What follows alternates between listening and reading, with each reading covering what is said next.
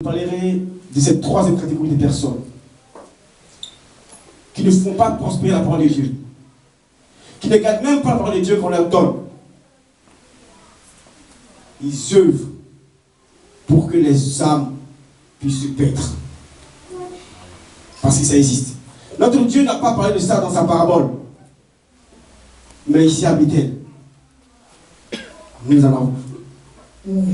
savons que si l'église, il y en a tellement qui sont sortis que ceux qui sont entrés à Bethel.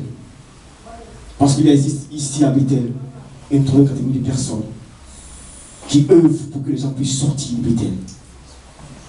Ce matin, j'interpelle de chacun. Que nous ayons à cœur l'œuvre de Dieu. L'œuvre de Dieu n'est pas pour une seule personne. Parce que quand vous lisez cette parabole, à la fin, Dieu, il est écrit, quant au serviteur inutile, celui qui ne fait pas prospérer d'abord ce qu'il reçoit, il est inutile. Parce que celui qui est revenu avec les sacs qu'on lui a confié, on l'a jugé inutile. Donc, quant au serviteur inutile, jetez-le dans les ténèbres extérieures. Même si tu as confessé Christ comme Seigneur et Sauveur, que tu es inutile dans sa maison, tu ne pourras pas être sauvé. C'est pas moi qui le dis, c'est la parole de Christ lui-même. C'est Christ lui-même qui l'a dit sur le mont des Oliviers. Celui qui ne fait pas prospérer la parole de Christ est inutile.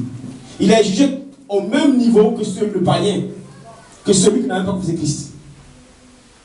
Alors celui maintenant qui œuvre pour que les gens sortent, alors là, lui, il est doublement inutile.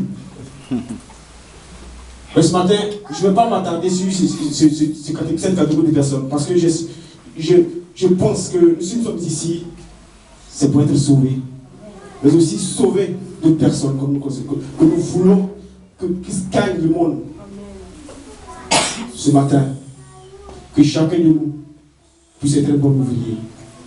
Que chacun de nous prenne à cœur ce qu'il fait dans l'œuvre de Dieu. Que chacun de nous ait à cœur que notre Église doit croître en esprit, en nombre, en qualité, tous unis pour la cause de Christ. Que ce nous bénisse.